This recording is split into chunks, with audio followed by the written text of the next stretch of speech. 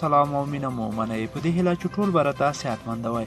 ملګرو د نن ورځې یو جالب او د کرکټ په نړۍ کې ریکارډي خبر چې د پیل څخه چې کرکټ پیل شوی دی تر نن ورځې پورې دغه ریکارډ چا نه دی جوړ کړی، خو نن د کرکټ په نړۍ کې دغه ریکارډ هم جوړ شو.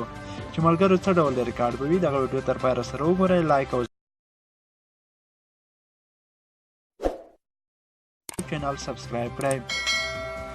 د نیپال ښځینه لوبډلې توپ اچوونکې نجلۍ چاندني ریکارډ جوړ کړ.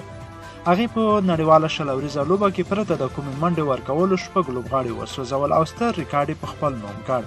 هغې د کرنما د مالدیپ ښځینه لوبډلې پر وړاندې ترسره کړه چې یوازې په 14 توپونو یې شپږ لوبغاړي وسوځول او کومه منډه یې ورنه کړه. 24 کلنې ورو توپ اچوونکې په نړیوال شل اوریزو په یوه لوبه کې د غوره توپ اچونې ریکارډ په خپل نوم کړ چې په ښځینه او نارینه دواړو برخو کې تر ټولو ستر ریکارډ دی. د نیپال دغه توپ اچونې د شپږو لوبغاړو په 0 وسوځولې، همداراز نوموړي په پرله پسې توپونو باندې 3 لوبغاړي هم وسوځول او هیټریک یې ترلاسه کړ. نجلۍ چاند د مالیزیا د مایس ایدس ریکارډ مات کړ. هغې د شپږو منډو په ورکولو سره 3 لوبغاړي سوځولي وو او دغه ریکارډ یې د 2019 کال په جنوري میاشت کې د چین ښځینه لوبډلې پر وړاندې ترلاسه کړی و. د نارینه‌و په نړیواله شل اوریزه لوبو کې بیا د هند دیپیک چاهر د غوره توپ اچونې ریکارډ په خپل نوم لري. نوموړي د بنګلادیش پر وړاندې 13 میاشت د 7 منډو په بدل کې شپږ لوبغاړي وسوځول چې یو یې هیټریک هم وکړ، یعنې پرله پسې په 3 توپونو یې 3 لوبغاړي وسوځول.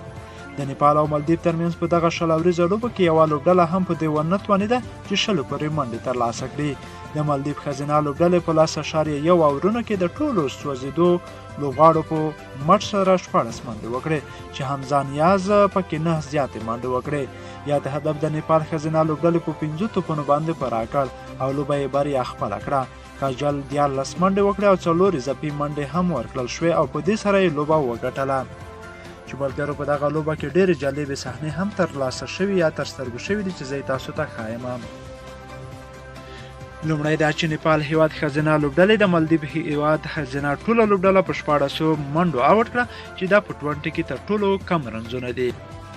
بله دا چې مالدیپ 9 لوبغاړي په 0 سره آوټ شول او همدا شان نیپال ټکل شوی هدف په 5 بالونو پوره کړ. تر اوسه په 20 هیڅ کوم بالر 6 وکټې په 0 نه دي ترلاسه کړي، بل دا چې نیپال دا لوبه په 10 وکټو او 115 بالونو وګټله.